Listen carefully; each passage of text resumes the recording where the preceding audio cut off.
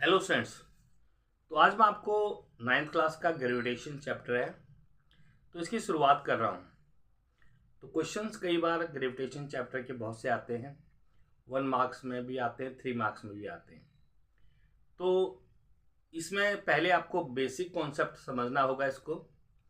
तो आज मैं एक बहुत ही लाजवाब बेसिक कॉन्सेप्ट ला रहा हूँ, तो इसको आप समझ लीजिए। तो बेसिक कॉन्सेप्ट क्या है देखिए। तो ग्रेविटेशन चैप्टर में एक हमारे पास फार्मूला होता है m इक्वल टू ये W equal to m into g. अब W क्या होता है? W का मतलब होता है वेट। वेट वेट का मतलब होता है भार, और एक होता है m। m का मतलब होता है मास। मास का मतलब होता है द्रव्यमान, और एक इसमें g आया हुआ है, ये है असरलेशंस ड्यू टू ग्रेविटी, यानी कि गुरुत्वीय त्वरण। ये 3 टर्म्स आप याद रख लीजिए क्योंकि इससे रिलेटेड क्वेश्चंस बहुत आते हैं। वेट हमेशा न्यूटन में आता है, इसका ऐसा यूनिट है न्यूटन। मास हमेशा किलोग्राम में आता है, इसका ऐसा यूनिट किलोग्राम है। असलेशन ड्यू टू ग्रेविटी ये मीटर पर सेकंड स्क्वायर में आता है। चलो ये बातें आपको याद हो गई, आपने ये समझ लिया। अब जब भी इसके 3 फॉर्मूले होते हैं, अगर आपको निकालना है इसमें वेट, तो हमेशा वेट क्या होता है, ये न्यूटन में आता है, पहला फार्मूला इसका। दूसरा फार्मूला अगर आपको मास निकालना है तो वेट बटे जी, और ये मास होता है किलोग्राम में। तीसरा फार्मूला इसका अगर आपको जी निकालना हो, असलेशन ड्यू टू ग्रेविटी, तो ये W अपॉन m आता है, और ये मीटर पर सेकंड स्क्वायर में इसकी यूनिट होती है। इतना आपको समझ आ गया।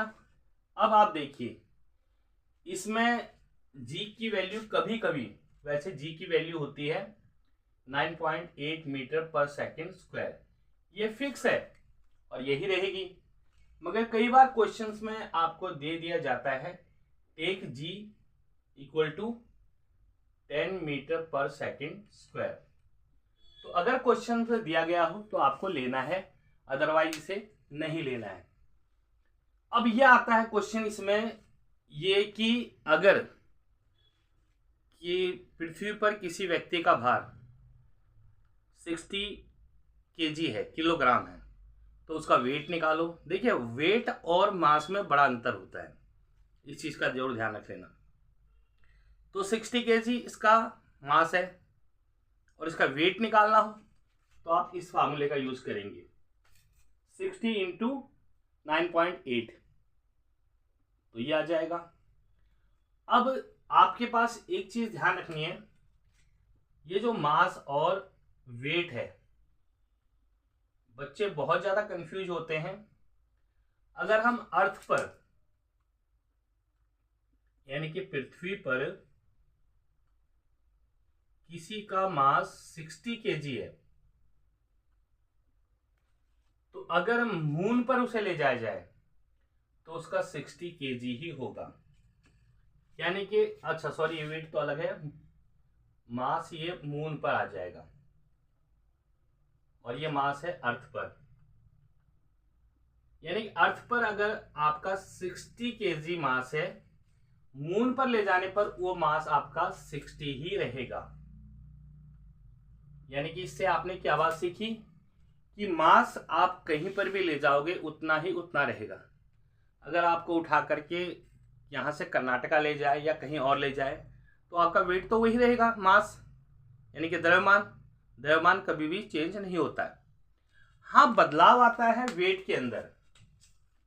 अगर आपका वेट अर्थ पर 60 न्यूटन है, वेट का ऐसा यूनिट जो है वो न्यूटन है, अगर इसे मून पर ले जाओगे तो 1 अपॉन ये वेट जो होता है मून पर, ये 1/6 mass of weight on earth, weight on earth, यानी कि 1/6 इंटू 60/1, दैट इज 10 न्यूटन। ये वेट अर्थ पर था। तो आपने दो बातें क्या सीखी कि अगर हम मास होगा मून पर या अर्थ पर सेम रहेगा, वेट जो होगा अर्थ पर, मून पर वह वेट हो जाएगा 1/6, यानी कि उसको 6 से डिवाइड कर देना है तो आपका जो है मून पर वेट निकल आएगा। तो क्वेश्चंस इसमें कई प्रकार से पूछे जाते हैं कि एक व्यक्ति का अर्थ पर भार 60 किलोग्राम है, जब उसे उठा करके मून पर ले जाया गया तो उसका वेट क्या होगा। अब आप समझ गए होंगे। तो अर्थ पर जो वेट है उसको 6 से डिवाइड कीजिए, वो मून पर उसका वेट होगा। बहुत से क्वेश्चंस आते हैं इससे रिलेटेड, और इसमें कई बार दे दिया जाएगा आपको, मास दे दिया जाएगा और वेट पूछेगा, तो ये फॉर्मूला लगाना है आपको, क्योंकि जी की वैल्यू तो कांस्टेंट है ही है 9.8 मीटर पर सेकंड स्क्वायर, यानी कि एक्सेलरेशन ड्यू टू ग्रेविटी का।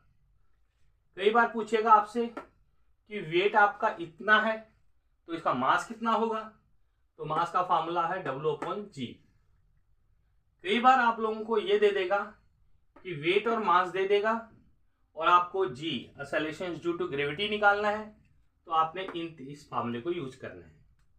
तो ये 3 फार्मूले इन क्वेश्चनों को करने के लिए बहुत ही महत्वपूर्ण है, और एक क्वेश्चन इससे रिलेटेड पक्का आने के चांस बनते हैं, चाहे वो 1 मार्क्स का आ जाए।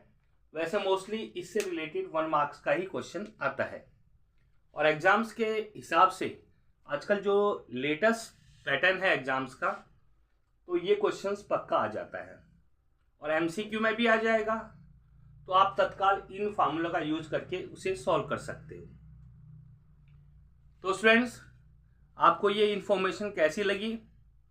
अगर आपको अच्छी लगी, वीडियो को लाइक करना, शेयर करना और इसे फॉलो करना। Okay students.